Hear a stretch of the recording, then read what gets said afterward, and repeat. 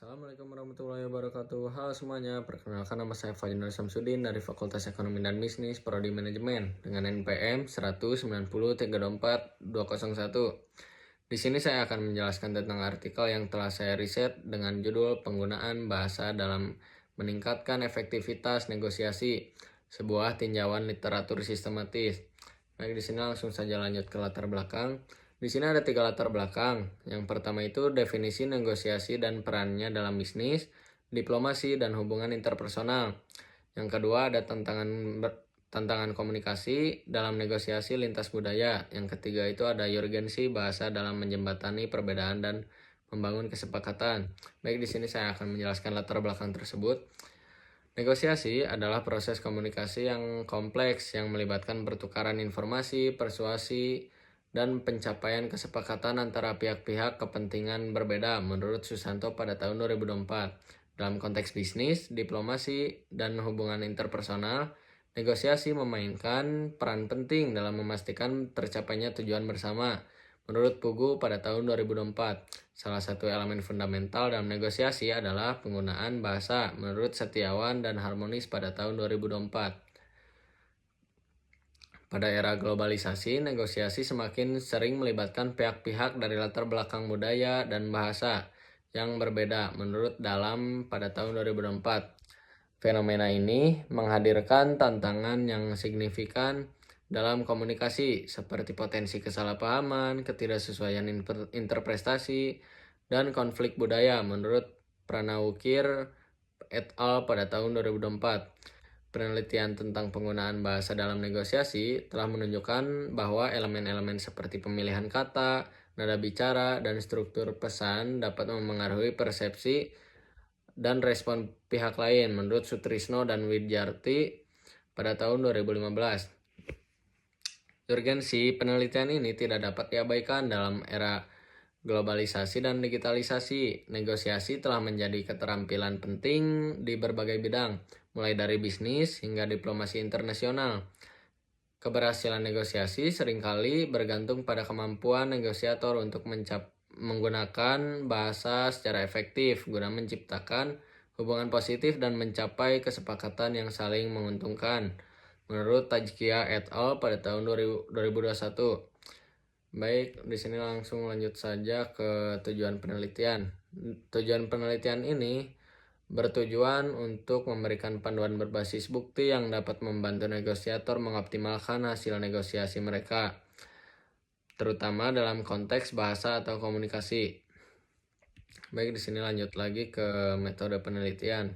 Di sini ada 3 metode penelitian. Yang pertama itu metode Systematic Literature Review atau SLR berdasarkan pedoman Prisma pada tahun 2020. Yang kedua itu ada sumber dari artikel Google Scholar hingga Januari pada tahun 2025. Yang ketiga itu ada kriteria inklusi dan eksklusi. Baik, di sini saya akan menjelaskan metode penelitian tersebut.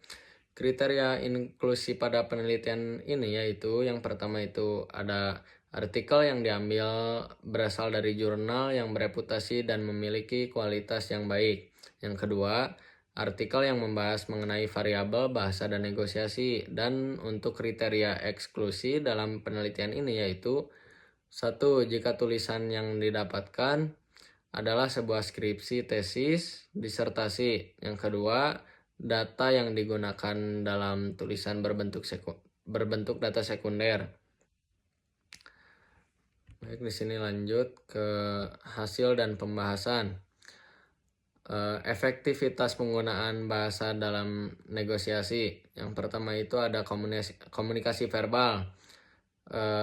Komunikasi verbal itu ada 3. Yang pertama itu mengurangi jumlah tawaran yang dipertukarkan. Yang kedua itu mempercepat penyelesaian negosiasi. Yang ketiga meningkatkan peluang kesepakatan.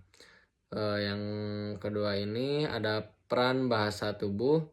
Yang pertama itu isyarat nonverbal, gerak tubuh, ekspresi wajah, menyampaikan emosi dan niat.